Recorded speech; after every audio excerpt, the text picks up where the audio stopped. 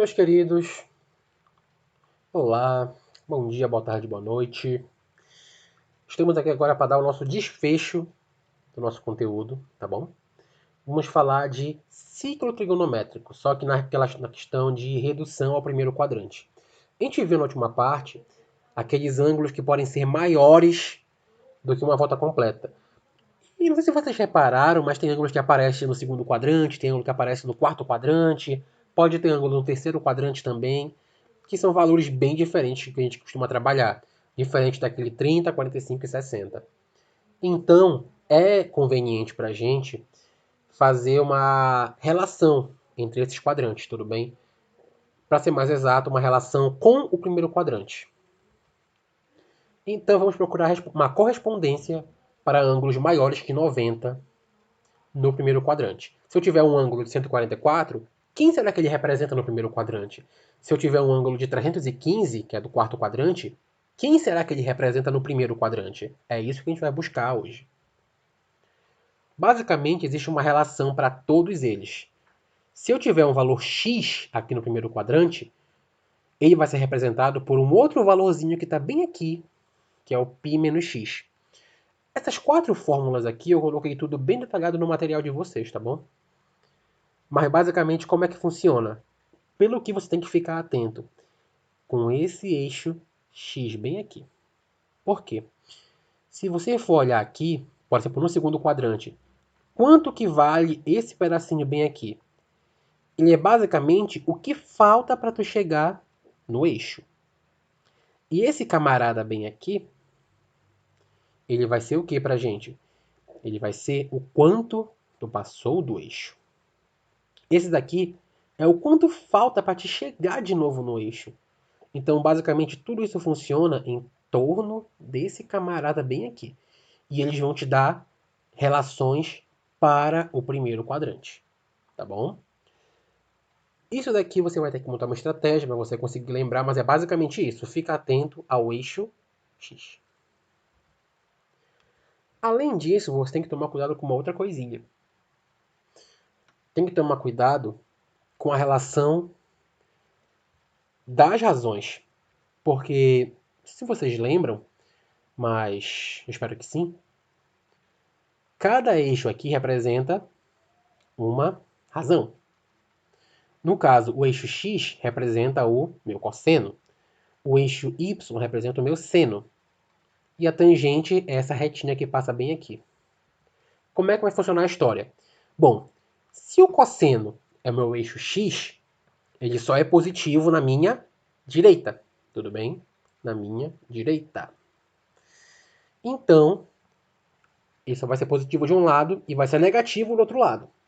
Ou seja, o cosseno ele só é positivo no primeiro quadrante e no quarto quadrante. O seno vai ser parecido a história. O seno ele só é positivo para cima e ele é negativo para baixo.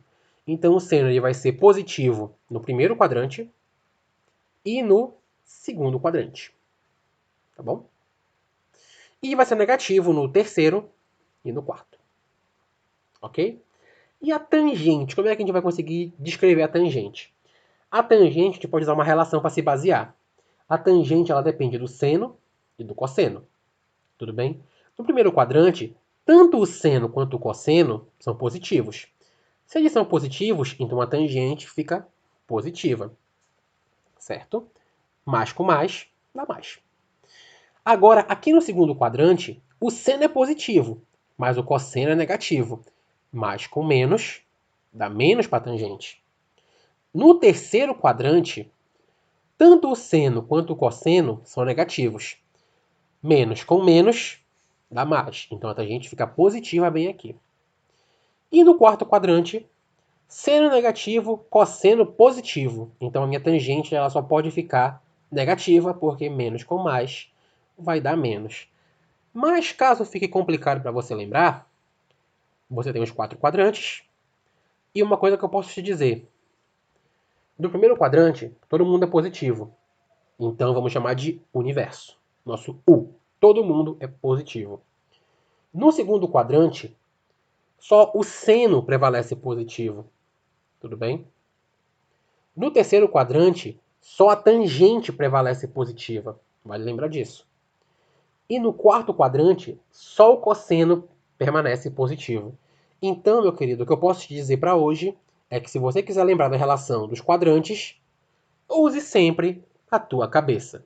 Primeiro quadrante, segundo quadrante, terceiro quadrante, quarto quadrante. Tudo bem?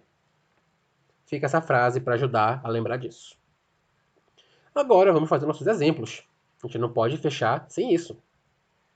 Reduza ao primeiro quadrante o ângulo de 150 graus. Beleza. Ele é um ângulo que pertence ao meu segundo quadrante, que fica naquele intervalo entre 90 e 180. Tudo bem? E o que eu sei? Vou até voltar aqui para vocês. Não, aqui. Se ele está no meu segundo quadrante, ele está nesse espacinho bem aqui, certo? Então, a fórmula dele, se você quiser ver a fórmula direto, sempre vai ser π menos x, ou em graus, 180 menos x, tá bom? Mas aquilo que eu te falei, te atenta para o eixo que tiver lá para você. No caso, para ele chegar no eixo x, para ele chegar no 180, me falta 30 graus. Então tá aqui minha diferença. Para ele chegar no 180, falta 30. Então, no primeiro quadrante, o 150 vale 30 graus. Agora, reduz ao primeiro quadrante o ângulo de 240. É um valor maior. Só que esse 240 aí, se você for analisar, ele é maior que 180 e ele é menor que 270. Então ele está lá pelo terceiro quadrante, tudo bem? Pela fórmula, se você for olhar a risca, ele vai ser o quê? Ele é o meu ângulo do primeiro quadrante mais 180. Então, terceiro quadrante, ele está mais próximo do 180. Quanto ele passou do 180? Poxa, 240. Para 180, ele passou 60. Tudo bem? Então te atenta a isso. Tu tem que ver o quanto ele falta para chegar ou o quanto ele já passou do meu eixo. Tá bom? Então aqui, pela formulazinha, 240 é o 180 mais o meu ângulo lá do primeiro quadrante. Mas eu já sei que é 60, porque eu sei que a diferença entre eles é 60, porque eu sei que ele passou 60 graus do meu eixo. Tá bom? Jogando para o outro lado, eu vou ter 240 menos 180. Ou seja, o meu ângulo do primeiro quadrante é o 60. Tudo bem, pessoal?